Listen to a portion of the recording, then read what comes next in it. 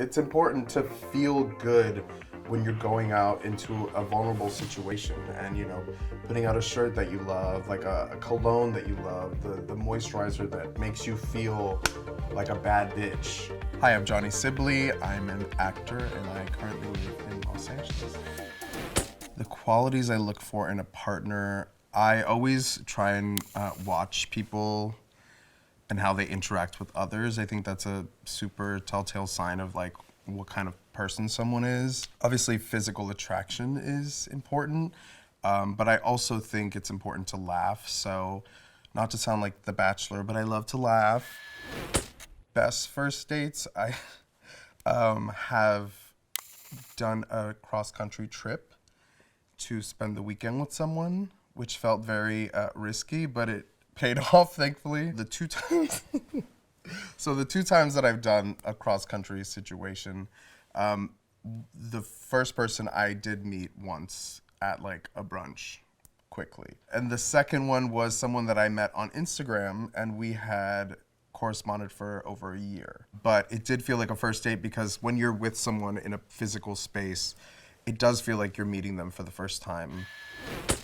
And worst dates, I would say, are the ones that never happen. The ones that are like, oh yeah, next week, I'm available on Tuesday, and then Tuesday comes and it's like, oh gosh, next Tuesday, and then they never happen. And you're just wasting your time. First date rituals, I always make sure to take a power nap. For 20 minutes, you set your alarm because I feel like it gives you a burst of energy after you're up. There's nothing worse than going on a date and being tired. Because then you're not at your best.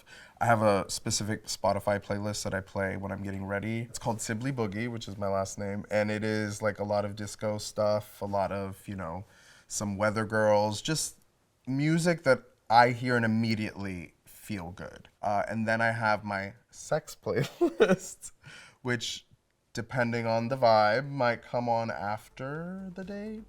If it is the sexy time, you take your prep. I mean, you should be taking that every day, whether you're on a date or not.